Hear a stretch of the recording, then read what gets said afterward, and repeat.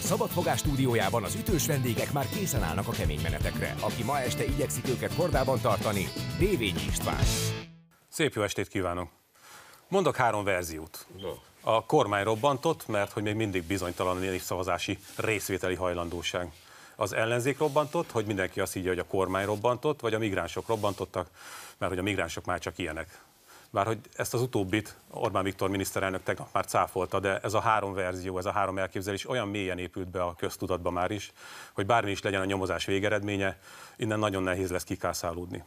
És hogy mi erről a vendégeink véleménye, az hamarosan kiderül, és akik ma este leültek egymással vitatkozni, Mészáros Imre, a Goly Motoros Egyesület elnöke. Jó estét kívánok, tiszteltek, köszöntöm a Szabadfogás nézőit, immár a 8. alkalommal. Tudom, hogy van akinek jó, van akinek ez rossz hír, de hát ez van. Konok Péter történész, publicista. Tudták, az élet szép. Bogdán László Cserdi polgármestere. Szép estét. Vahorn András művész. Sem rokona, sem ismerőse nem vagyok senkinek, nem vagyok senkinek. Vagyok, mint minden ember. Fenség. Fenség, északfok, titok, idegenség. Lidérces messzi fény, lidérces messzi fény. Szeretnéd, ha újra vennénk? Mondták, hogy... Volt ez a kis akadás? Nem, jó. Puzsér Róbert, független publicista. Szégyen teljes jó estét kívánok. És Csintalan Sándor. Jó estét, magyarok. Szóval, amit most tudunk, hát az nem sok, bár estig még sok minden történhet, mert hogy hajtóvadászat folyik az elkövető ellen, ugye, aki Budapesten szombaton késő este 2 rendőrt robbantott fel is, súlyosan megsebesítette őket, de nem jutott előrébb sokkal a nyomozás, legalábbis jelen állapotban. Viszont azt kérdezném tőletek, hogy szerintetek mi ez az egész? A jelenlegi állás szerint ugye annyit tudhatunk, hogy szerelemféltés áll mögötte. Én ezt nem támasztom alá, legalábbis a híradások arról beszélnek, hogy a belbiztonsági szolgálatok ilyet még nem derítettek ki.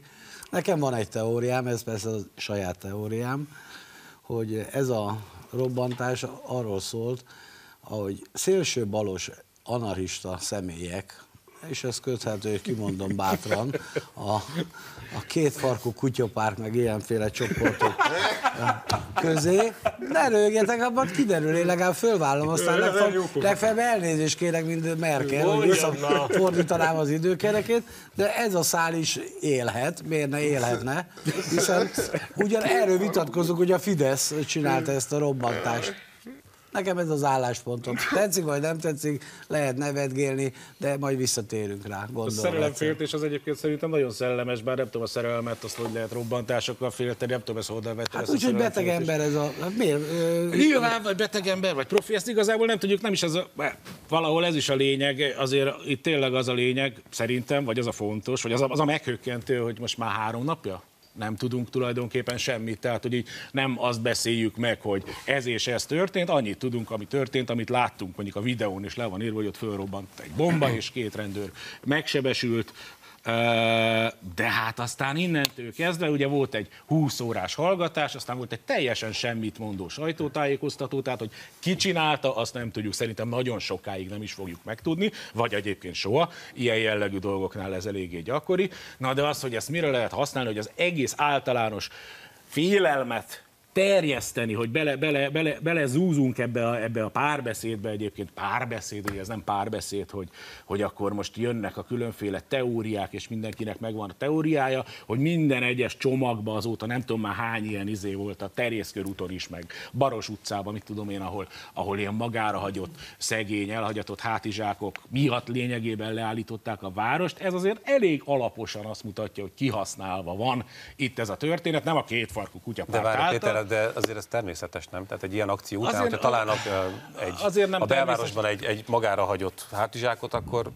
Igazából nem természetes. Igazából az nem természetes, hogy folyamatosan tényleg most már ezek a hírek jönnek. Tehát föl van az egész tupírozva, föl van építve tulajdonképpen, mert föl van építve. Nem azt mondom, hogy a Fidesz robbantott, azt sem mondom, hogy a Fidesz nem robbantott, hogy a miniszterelnök úr fogalmazott, ugye alapvetően nem valószínű, de nem zárható ki. Mondjuk ő a menekültekkel kapcsolatos robbantásról beszélt, ugye, hogy nincs kapcsolatban, egyébként azt mondta, és ezt nagyon helyesen mondta, nincs kapcsolatban, ahogy ő fogalmazott, a migránsválsággal. Hát persze, hogy nincs kapcsolatban a migránsválsággal, meg a népszavazással. Hogy lenne kapcsolatban a népszavazás? A népszavazás sincs kapcsolatban a migránsválsággal. Egyébként a népszavazással sincs kapcsolatban. Tehát nyugodtan mondhatjuk, hogy semmi semmivel nincs kapcsolatban. A hosszú monológodnak a lényege, ami semmi, ez se tény. Ez is csak egy teória. Én azt mondtam, még egyszer megismétlem, hogy ez a robbantás az elkövetője lehet szélső baloldali, anarchista, fiatal emberekből álló egy-két fős, hiszen az interneten összerakta a kis bombáját, tudta, mekkora lesz a hatósugara, miért ne csinálta meg, és azon gondolok, hadd fejezzem már be, azon gondolkozik otthon, vagy azon elmélkedik magányába, hogy ugye ő megcsinálta azt, amit a ellenzék, vagy bármi csoport politikailag meg akart volna csinálni. Nem az, hogy robbantani, hanem egyszerűen önjáró az ember. Jó, és várjunk, hát ez az én teóriám, majd kiderül. Nem tudunk semmit, nem tudunk semmit. Óta téged hallgatunk, engedjél már szóhoz mást is. Hoppá, én úgy gondolom, hogy felelős ember ilyeneket nem beszél. Amit tudunk, az az, hogy ott robbantás történt, vannak felvételek. Az egy tragédia különben, hogy egy olyan társadalomlélektani helyzetben vagyunk, ahol mindenkinek nagyjából elmegy az esze többé-kevésbé. Azt örömmel konstatáltam, hogy a miniszterelnök úrnak viszonylag ahhoz képest kevéssé ment el az esze. Zárójelben persze a Németh Szilárd rögtön megszólalt mellette még tegnap. Addig, ameddig nincsenek végignyomozott, adatolt, forrásokkal alátámasztott, bizonyítékokkal alátámasztott tények, addig azt gondolom, hogy az is nagyon helyes, ha a rendőrség nem beszél össze-vissza, és nem mond olyanokat, vagy még csak a látszatát se adja annak, hogy bármely hajánál fogva előrángatott teória igazolódni látszódjék. Tehát én először is, vagy pontosabban így a gondolat végén minden esetre jobbulást kívánok az áldozatoknak, és mielőbbi gyógyulást. Tehát higgadjunk le, álljunk le, és a politikai verziókat ebben a tekintetben próbáljuk elhanyagolni, különösképpen azokra, amelyik a másik ember rossz hiszeműségére épít. Robi? Mint itt az Imre előadott, az jól példázza azt, hogy hogyan működik a konteózás. Az a baj ezekkel a konteókkal, hogy senki se a világot akarja látni általuk, vagy megérteni belőlük, hanem mindenki a saját rögeszméit akarja teljesülve látni általuk. Tehát, hogy mindig olyan konteókat hozol, amelyek a dogmáid közötti réseket kitöltik. Arról van szó, hogy aki konteózik, az valójában nem akarja ismerni a valóságot, nem akar kapcsolatba kerülni a valósággal. Sőt, hát ő nagyon jól ismeri az igazságot, hát ő tudja az igazságot, ő van birtokában az igazságnak. Csak hogy az a gond, hogy az igazsága az nem működik. Időről időre szétesik, széthullani látszik. És ilyenkor, amikor nem működik a dogma, ilyenkor hoz egy konteót. És a konteóval megtámogatja. Csak azt kell látni, hogy ezek az emberek, akik konteóznak, beleértve Imrét, valójában ők nem ilyen szent őrültek, akik tényleg azt hiszik a lelkük mélyén, hogy tényleg a kétfarkú kutyapárt akarja fölrobbantani a nem tudom én milyen rendőrt. Nem, a vallási fanatikusokról van szó, a te esetedben is. Vallási, ezek vallási dogmák. Nem. A baloldali anarchisták felforgató tevékenységével kapcsolatos vallási dogmák benne vannak a fejedben. Amikor aztán történik egy robbantás, akkor te ezekre, mert valójában a konteó az azért a közéleti paranoiának a legfőbb műfaja, mert 0% információ, 100% projekció. Tehát azt projektál saját démonaidat, amik a fejedben vannak, azt projektálod rá a jelenségre. Most látsz itt egy jelenséget, amit szeretnél beilleszteni a saját világodba. Úgy tudod beilleszteni a saját világodba, hogy ráprojektálod azokat a démonokat, amelyek a fejedet lakják. Most a te fejedet ilyen baloldali anarchista démonok lakják, és ezért ráprojektálod erre a robbantásra a saját démonaidat. És már is megmagyaráztad a jelenséget. Mielőtt még doktor... De hát szerintem nem, mert semmi dogma nincs. Én a kérdésre válaszoltam, és Nem, azt mondtam, Elmondom, hogy hogy benne van ez a lehetőség is. De az, hogy golymotorosok robbantottak, az a lehetőség az nincs benne? biztos nincs benne. Hogy nincs benne? Hogy nincs benne? Azért? Hogy nincs benne? Te megtiltod másnak, hogy a másnak a saját tévképzeteit, a saját félelmeit, a saját démonait ráprojektálja ugyanarra a jelenségre, amire te a sajátjaidat. A saját démonaidról csak annyit, ha ismernéd a motoros társadalmat, a motorosok, főleg, hogyha egy csoportban vannak, ismerik egymást, és hetente leülnek, megbeszélik a dolgokat, nincs önálló gondolkodás. Nem önálló gondolkodás, ez hülyeség. Próbáltam segíteni. Jó, elrontottam. Nem ismered a baloldali anarchistákat. Legyünk egy kicsit. A vörös brigádoktól kezdve rengeteg van. Miért? Mondjatok egy okot, hogy miért nem lehet ez a teória. A rendőrség ezt a szállat is vizsgálja. Miért ez a teória? Nem menjünk el. Nem menjünk el azt mondani, hogy ez egy millió teória. Mielőtt ebben most ebbe a dogmásba. Igaza van Imrének, miért ne lehetne ez? Pontosan, Na de akár ugye is lehet. bármi lehet. Ezt mondtam, semmi más. Így van, Kivéve bármi a lehet, de azért, de gyerekek, azt hogy állítom, folytassam. büntető felelősséget Igen. tudatában állítom, hogy a golymotorosok biztos nincsenek benne. De lehet, hogy a Köszönjük, szakadár akkor ez japán már motoros kiderült. rész. De azt Én mondjam nem tudom, végig, várjatok, amit szeretnék. Oké, bocsánat, Gyerekek, András. ne kelljen, mert mindig az van, hogy kiabálok, milyen visszataszító, de muszáj kiabálni, hát most is. Na jó. Tehát, nézzük a jó oldalát ennek. Milyen jó, hogy megismerhetjük ezáltal, hogy ki mitől fél, ugye? Tehát nagyon szerencsés Imrének legközelebb születésnapjára ne vegyünk kétfarkú kutyapártos kitűzőt, mert tudjuk, hogy ő azt nem szereti. És itt most bárki, aki jön ilyesmivel, hiszen semmit nem tudunk. Ugye az az érdekes, hogy semmit se tudunk. Tehát bármi lehet. Bármi. Ezt a miniszterelnök is megmondta. Jó, de akkor Minden fikció jelen helyzetben, és azt látjuk, hogy amikor visszagondolunk Párizsra, Brüsszelre, akkor azt láthattuk, hogy ott is a rendőrség mint egy kicsit lebénult volna, és nem tudott akció közelbe kerülni. És Magyarországon miért várjuk azt el, hogy most a rendőrség azonnal adjuram és megtalálja ezeket a pontokat, amik okozták. Én azt látom, hogy ez egy ilyen európai tendenciózusnak kezd kibontakozni, és sajnos vannak őrült állatok, akik képesek lemásolni az internetről ezeket a robbantási tudományukat. És biztos vagyok benne, hogy holnap akár azt is lehetne mondani, hogy Cserdűből volt a Rozi a robbantó. Bárki lehet. Igen, valóban bárki lehet. Azért bárki nem lehet, mert azért azt mondjuk azért lehet látni, hogy közreadták a videókat, hogy ez az ember például, hogyha egy jelentős robbanás történik a közelébe, akkor nem szarja össze magát. És laza mozdulattal el tud menni két súlyosan megsebesült ember mellett, menet közben át is tud öltözni.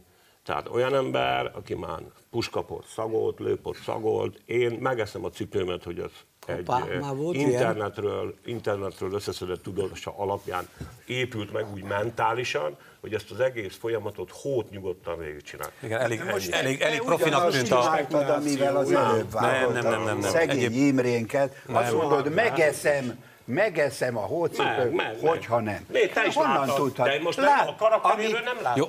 Odáig egyértelmű, de onnan már, András, hogy ő ezt az internetről nézte, vagy mi történt, azt nem tudhatjuk.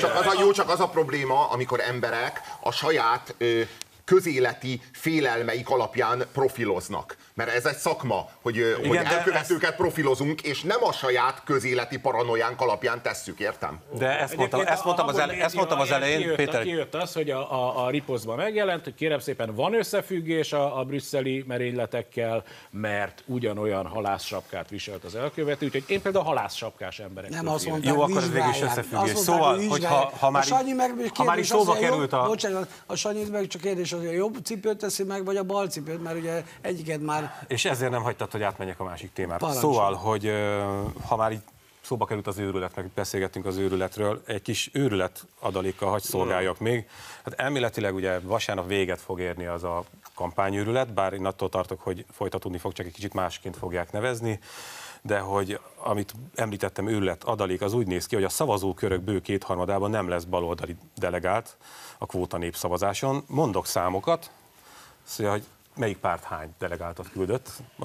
Fidesz Magyar Polgári Szövetség 13.122, Magyar Szocialista Párt 3.811, Kereszténydemokrata Néppárt 239, Jobbik 170, az annyira nem volt fontos a Jobbiknak, se úgy tűnik ez a történet, lehet más a politika 41.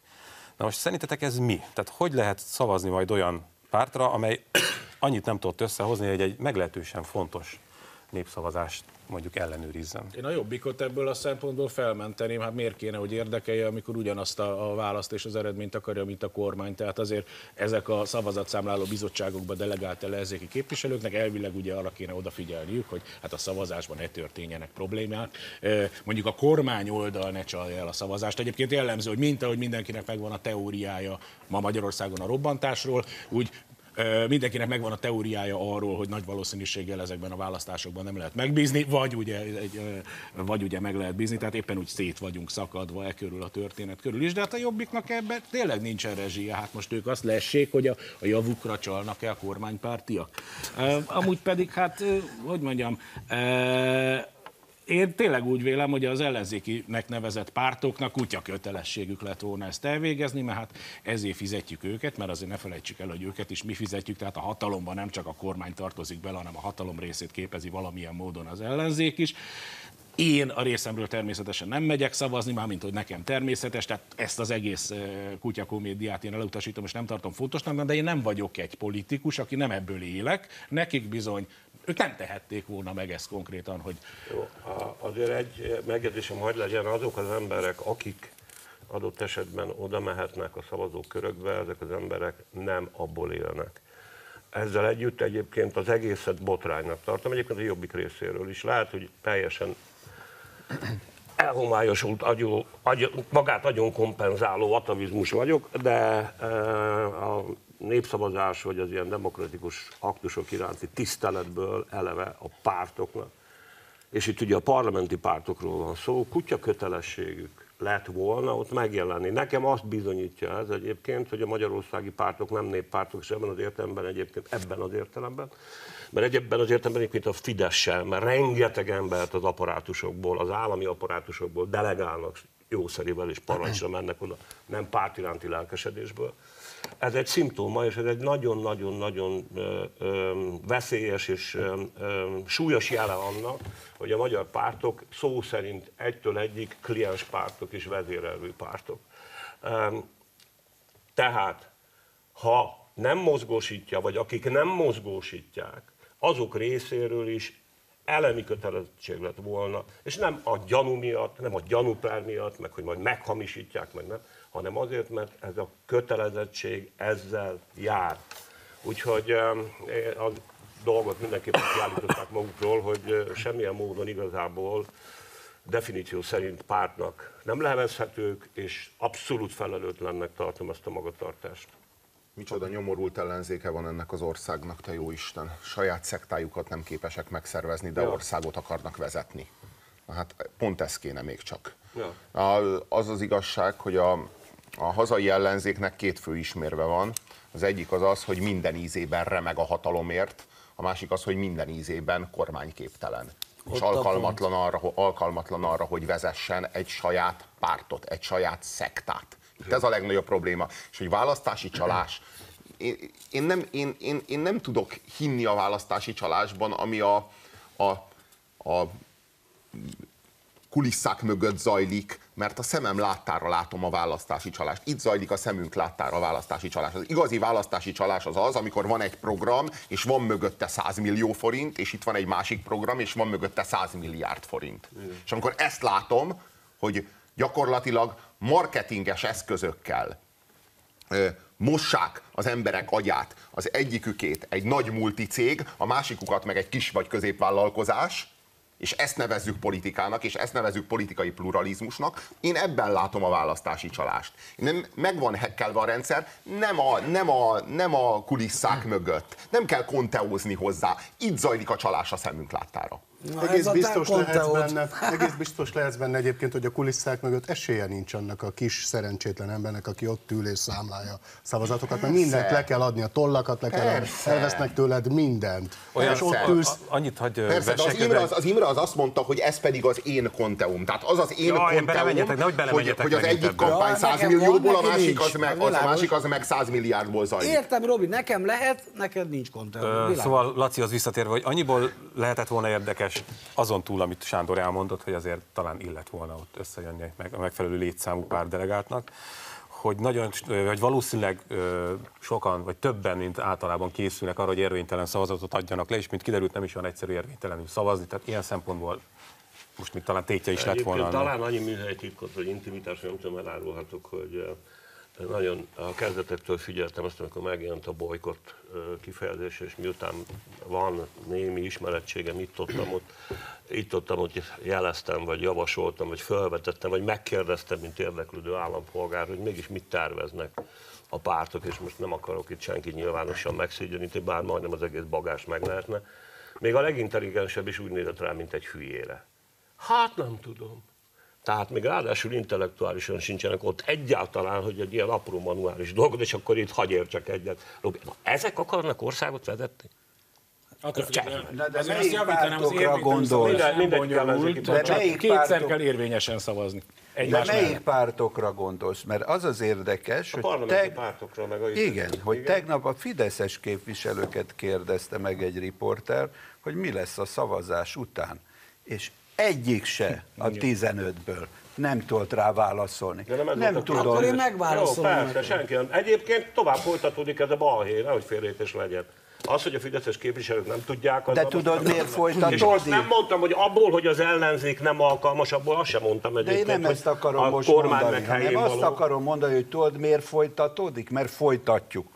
És tudod, miért van ez az egész? Hogy ne arra figyeljünk, hogy eladták a földjeinket, megvették a földjeinket, hogy ellopják a vagyonunkat, hogy az egész országot, hanem erre a hülyeségre figyeljünk, amiről maga a Fidesz se tudja, a Fidesz emberei, vezető politikusai is azt mondták a riporternek, nem tudom, erről még nem volt szó. Na de most nem figyeltetek Imrére, mert ő meg tudja. Igen. Nem is tudom, már kinyilatkozta, azt hiszem a miniszterelnök, hogy amennyiben érvényes és eredményes a népszavazás, akkor jöhetnek a közjogi törvények, üzenhetünk Brüsszelnek, és elindíthat egy folyamatot Európában, ahol az más európai országok nemzetei is elkezdenek népszavazást csinálni, hiszen a brüsszeli demokraták olyan törvényeket és határozatokat hoznak, ami nem paralel az európai lakossággal. Ez az én véleményem, és ezt azt hiszem a miniszterelnök más szavakkal, de meg is erősítette. De Imre, jöhetnének a közjogi törvények népszavazás nélkül is. Megvan hozzá a kétharmados többség, a Jobbik és a Nemzeti Együttműködés képviselői részével. Csak akkor meg akkor arról beszélgetnétek, hogy ez a magyar parlamenti kormány a többségére van hivatkozással hozott döntéseket. De várjunk, lehet, hogy mi erről beszélgetnénk, és a népszavazás az arra kell, hogy mi ne erről beszélgessünk. De most mi a probléma ezzel a népszavazással? Vasárnap el kell menni 10-15 perc. Hozzatok egy döntést. Aki nem tud dönteni, az az én szememben nemzetáruló, hiszen ez rólunk szól. Lehet ezzel röhögni, majd 20 év, amikor itt nyakunkon van a migráns tömeg, a vallásukkal, a tűrhetetlen magatartásunkkel, a bűncselekményekkel, hát a cigányoknak is 600 év kellett, mire valamelyes beintálgalottak. Laci, tessék! Úgyis szólni akartál, de akkor most itt az alkalom. Nekem te a csekettőt nézed valahol. Lacinak adjuk meg a szót. Nekem egész biztosan most felmerült a fejembe ezzel a C témával egy olyan teória. Az egyik például az, hogy ha új kormánya lesz ennek az országnak 2018-ban, és nagyon szélről jönnek, akkor a következő népszavazás arról fog szólni, hogy akarunk-e cigányokat kedről szerdára virradó a Bermuda háromszögbe eltüntetni? Igen vagy nem? Conteo.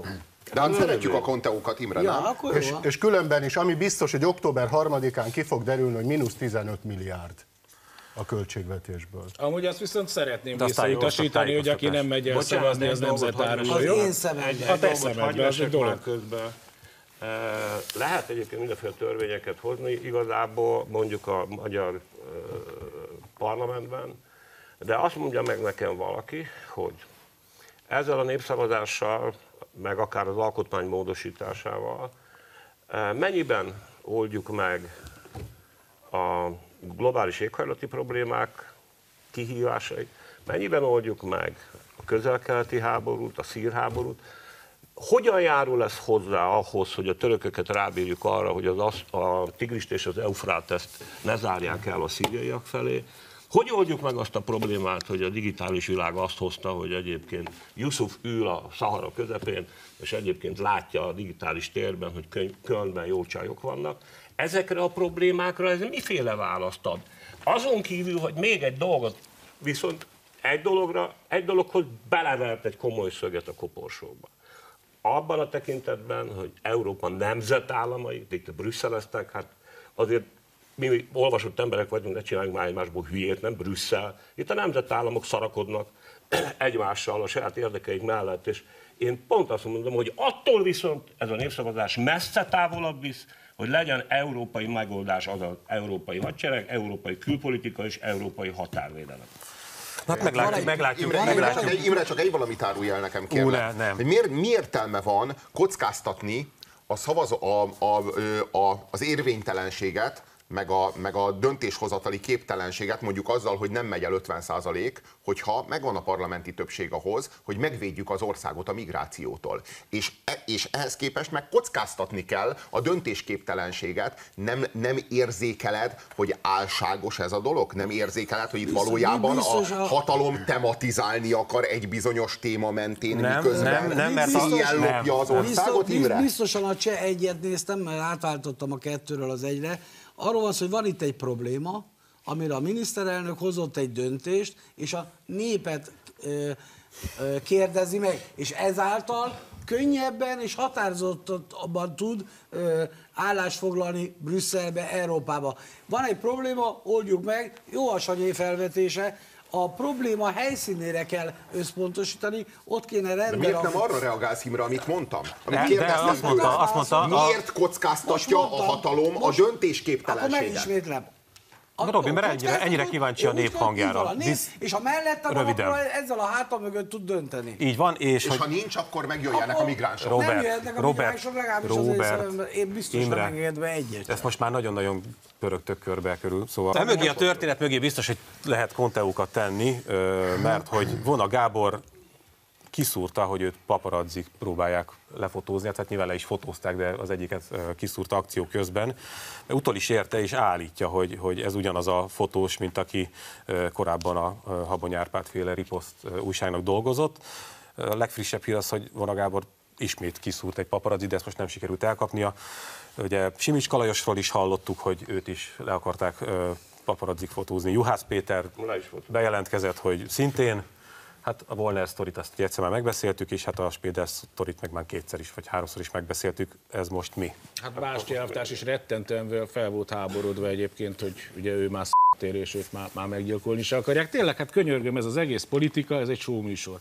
Egy marketinget, eladásra szánt műsor, rágógumi a szemnek, rágógumi az agynak, szórakozunk rajta. A paparazzik ennek integráns részét képezik. Hát más helyeken ugye fürdőző celebritásokat fényképeznek le, meg monokinéző színésznőket, nálunk meg a politikusok magánéletét. Szóval könyörgöm, hát közösen csináltuk politikusok, részben mi is egyébként, mert hát igényünk van rá, meg vevők vagyunk rá, rákattintunk arra, hogy Vona Gábor mit csinál az óvodába a gyerekkel, meg Volner mit csinál a bokorba.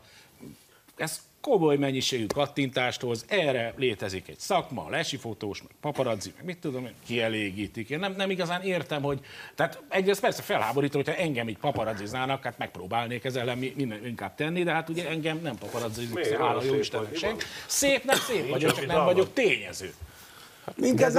Minket meg fotózhatnak, engem különösebben nem érdekel, akkor van baj, hogyha hülyeséget írnak alá. Tehát ez a lényeg. Kb. Október 5-én a Csintalan Sanyi születésnapján ünnepeljük a 105. győzelmünket a Szanyi elvtárssal szembe. Tehát én azt mondom a Vonának, Simicskának, ha tényleg fotózzák, fogják meg, induljon eljárás, de hát a politikus az ilyen, az sajnos fotózni fogják. Magyarországon nem tudom, hogy divat volt egyébként ez a paparazziskodás. Én igazándiból most hallom az utóbbi időben, az utóbbi fél évben hallom, és mindig felmerül egy fiatal embernek a neve, Ez nem habozik ez a srác. De volt csak akkor 3/3-asnak. Igen? Újabb konteó. A politikai kommunikáció az professzionalizálódik, és egyre hatékonyabban használja a bulvárt. Ahogyan a baloldal is használni fogja, ha majd egyszer hatalomra jut, akkor majd a mostani kormánypárti politikusok lesznek megfigyelve hasonló módon. És ez megy a világon mindenhol. Nem programok csapnak össze, hanem életérzések csapnak össze. Most meg lehet nézni Amerikában a Trumpnak meg a Clintonnak a küzdelmét, egy szappanopera. És a problémát én úgy gondolom, hogy nem a gyökerénél kezeljük, tehát amikor a jajveszékelés zajlik azon, hogy jaj, hát most már még mélyebb szintre süllyedt a politika, ezek a hatékony eszközei a politikának. Igen, mindig is ezek voltak. Ahogy a marketingnek is ezek voltak a hatékony eszközei, és mindez már megtörtént velünk egyszer. Az érvényes kérdést tesszük fel, és az érvényes problémát vetjük fel, akkor az, hogy a Joli nénit egy barátok közt, meg egy Szulejmán közt kell meggyőzni arról, hogy szavazzon a migráció ellen. Ez a fundamentális probléma, és ezt kéne megoldani. És ehhez pedig a megoldás az, hogy az egy ember, egy szavazat elvét kell megtörni. Mert a népszuverenitás megbukott, mert a tömeg lett szuverén, és nem a nép. Hát erre két út van. Na? Az egyik lehetőség az, hogy nem jár mindenkinek szavazat, hanem van egy tájékozottsági cenzus, és egy tájékozottsági cenzus alapján kell meghatározni, hogy ki szavazhat, és aki nem teljesíti ezt, az kap egy 4 oldalas brossúrát, azzal elmegy haza, és minden évben abból egy oldalt megtanul, és amikor visszatér 4 év múlva, akkor újra várjuk szeretettel a szavazókörbe. És akkor majd a liberók rád rontanak.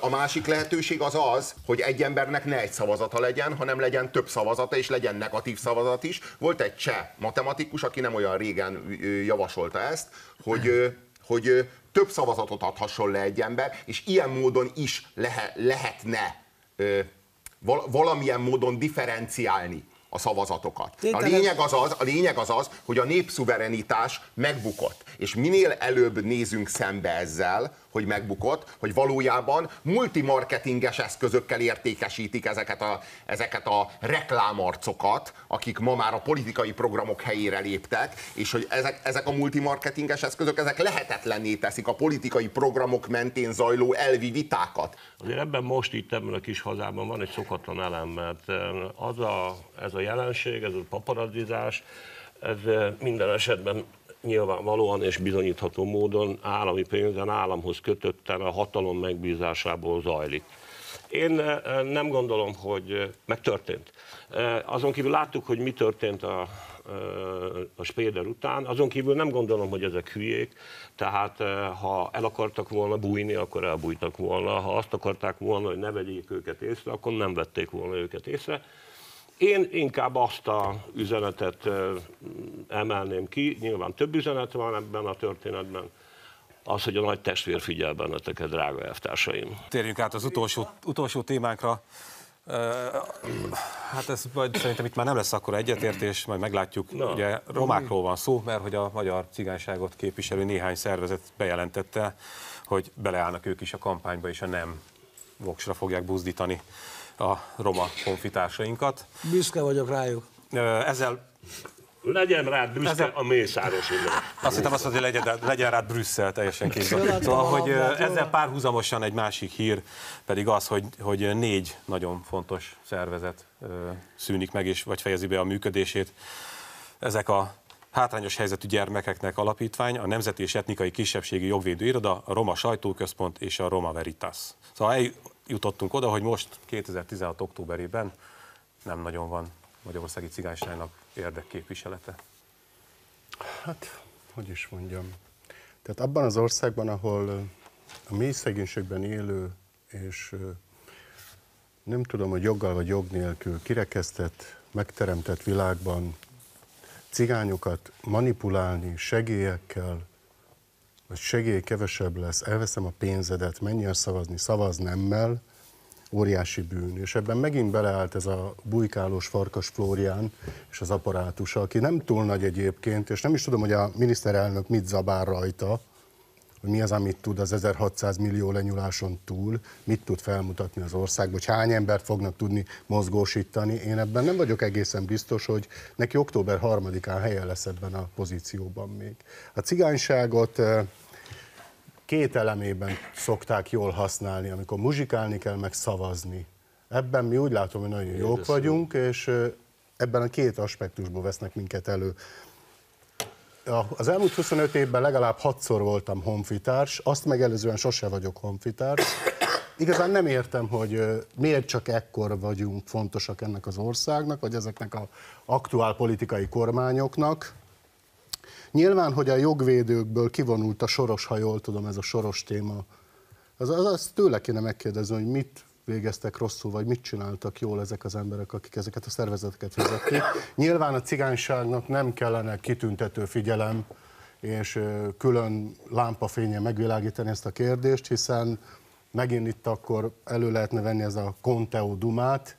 Én azt hiszem, hogy szerves része ennek a társadalomnak, a magyarságnak, és túl sok címkét akasztunk erre a rétegre. Túl sokszor mondjuk, én magam is túl sokszor használom azt a szót, hogy én cigány vagyok. Hát nem kell ezt tagadni, és nem is kell ezt domborítani ezzel. Én azt kérem minden cigány embertől, hogy ne befolyásolja egyik politikai elit sem. Egyik összezavar azzal, hogy menjek el szavazni, másik azt mondja, hogy nem menjek, harmadik azt mondja, hogy igennel, a másik roncsak, és akkor ebben szocializálódok bele, hogy össze-vissza zavaromba, azt se tudom, hogy hol vagyok. Egy biztos, hogy Gábor Árontól a Romániában történő magyarokkal kapcsolatos, ezekről nagyon keveset beszélünk, hogy mi cigányok ott voltunk ezeknél a fontos eseményeknél. Most is legyetek ott.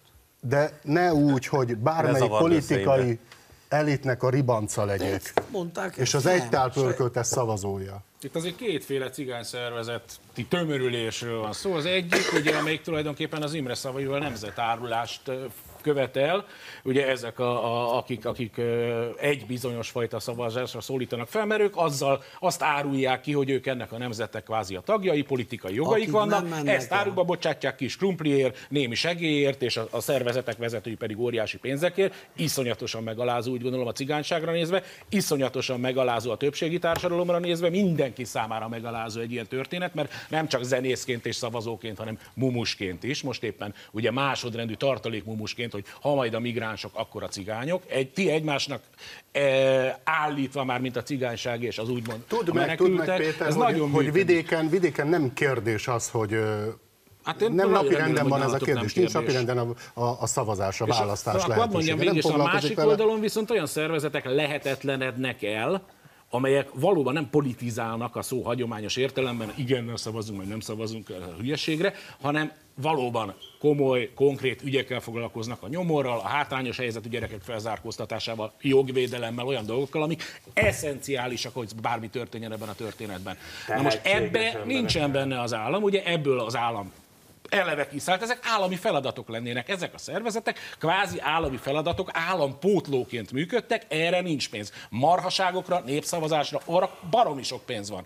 És akkor mi történik? Ugye a Soros, akit üldöz most már itt mindenki, ő a főgonosz, elkezd kivonulni, én is nem tudom, hogy pont miért ezekből a dolgokból vonul ki, kivonja a pénzt, és összeomlik. Nézem a jobboldali sajtót, a jobboldali sajtó oda van a gyönyörűségtől, mármint most a Habony médiára gondolok, hogy elmentek a Soros pénzek, összeomlanak ezek az álszervezetek. Könyörgöm. Ha elmenne Brüsszel pénze, mi történne a magyar állammal? Az a probléma ezekkel az emberekkel, ezekkel a habonyos fiúkkal, hogy ha egy cigány valamit próbál, és egy cigány szervezet próbál valamit tenni, esetleg jogvédelem és tehetséggondozással kapcsolatosan, akkor rögtön a mutyizás jelenik meg. Ez nagyon szomorú, hogyha azt gondolják, hogy minden cigány ember egyenlő Farkas Flóriánnal és az őt leképző Lungodrommal. A cigányok nem idióták, és nem fognak úgy akkor szavazni. Miért hagyják, hogy legyen egy Farkas Flórián? A hitek szintjén miért hagyják ezeket a szervezeteket? Miért te hagyod, hogy legyen egy Orbán Viktor? Igen. Azért pontosan azért. Igen. Nem arról van szó, az, hogy én hagyom, hogy legyen egy Orbán Viktor, nyugodtan mondhatják rám, és erre az országra, hogy hagyjuk, hogy legyen egy Orbán Viktor. Nyugodtan mert ő a mi Orbán Viktorunk, és az ország többsége rák szavazott. Érted? Tehát ezt kell, hogy mondjuk. Az pedig, hogy lehet az, hogy ez az 1600 millió hova tűnhetett? Hát gondolod, hogy a kormány nem tudja, hogy hova tűnt? Gondolod, hogy nem tudja? Gondolod, hogyha nem tudná, hogy hova tűnt, akkor hagyná, hogy ez a Farkas Flórián még mindig valahol szabadon legyen? Minden eszköze megvan rá, hogy ezt az embert akár elítélje, bebörtönözze, mégis hagyja, hiszen az ő emberük. Nekik segít ezt a pénzt eltüntetni. Rátérhetünk az egy perces, te jó, de hogy az egymondatos utolsó kérdésünkre, és ez hadd legyen egy pozitív üzenet itt a sok keserűség után, mert hogy Orbán Viktor interjút adott a Magyar Kurír című lapnak, mert sok mindenről beszélt, de mondott egy nagyon érdekes gondolatot, és erről szeretném megkérdezni a véleményeteket. Ez így hangzott: szerencsére Magyarország rendelkezik egy olyan politikai kultúrával, ahol lehetőség van nyílt és őszinte párbeszédet folytatni minden fontos kérdésről. Európában sajnos már nem mindenhol van ez így. És azt kérdezem tőletek itt a végén, hogy szerintetek mennyire reális ez a Orbán Viktori országkép? Most tetszeni fog a Sanyinak, hát ez részben nem igaz. Tehát a sajtószabadság, a szerkesztői szabadság itt a médiában, meg egyéb más gondok vannak még, tehát van mint fejlődni, tehát ez így nem igaz. Laci? Bogár ment a szemembe. De várj, ez most válasz, vagy megtörtént? Válasz. Ja, bocsánat. A cinizmus a korrupció etikája. Én azt gondolom, hogy nem lenne szabad ilyen témákra reagálnunk, meg ilyen benyögésekre bármit is előadnunk, mert ezek a kijelentések, ezek nem azért születnek, hogy diskurzust keltsenek, vagy hogy diskurzus tárgyai legyenek, hanem éppen azért, hogy ellehetetlenítsék a diskurzust. Nem tudom, a politikának sok minden része van, és vélhetőleg egy ilyen műsor keretei között minden részletét nem lehet kibontani. Az azért nem mellékes, és érdemes azon elgondolkodni, hogy Magyarország miniszterelnöke a Magyar Kurírba, ami mégse egy politikai napilap, és nem kifejezetten propaganda füzet, beleáll, és egy ilyet állít ő, aki semmiféle diskurzusban több mint 10 éve nem hajlandó részt venni, minden lepereg róla, az egész egyre rosszabb módon abszolútig víve és lehetetlenné téve a diskurzusot, a kulturális lapok megszüntetése, független kulturális intézmények, a civil szféra szétverése, és a többi, és a többi, és a többi. És valamiért, ezért vagyok én sokkal alkalmasabb, mint ő, csak úgy mondom, valamiért úgy érzi, hogy ezt pirulás nélkül elmondhatja. És ami ebben a katasztrófa, hogy ebből a betegségből, amit ők, és azért időnként azért meg ácsoltam én nekik rendesen, amit ők mint itt összehoztunk, azért évtizedeken keresztül fognak fizetni az utódaink. Sajnos. Igen. Hát szóval nézzenek ide. Az a helyzet ugye, hogy van itt, mondhatnám azt is, hogy beteges hazudozó, de ez ennél egy kicsit más, itt egy rosszindulatú, gonosz hazudozóról van szó, tehát ne foglalkozzunk vele, hogy mit mond.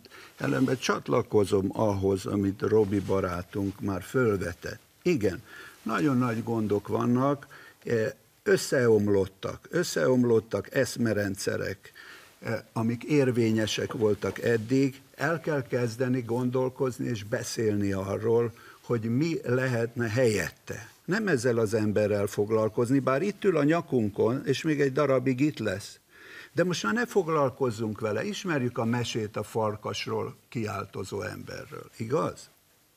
Én viszont szeretném megvédeni a miniszterelnök urat, mert szerintem most abszolút őszintén beszélt, a szöveg előkészítéssel vont gond, meg kimaradt egy T betű. Nyílt pártbeszéd folyik. Hát én nem írtam magamnak fel semmit, viszont Robi, megvilágosodtam attól, amit te mondtál, és rájöttem, hogy én most itt bármit is mondanék, úgyis az lenne, hogy mit dumál, hiszen itt van ez a műsor, ahol ő dumálhat, úgyhogy tényleg nem mondok semmit. Köszönjük a figyelmet, ez volt a Szabadfogás, a népszavazás utáni szerdán ismét várjuk Önöket.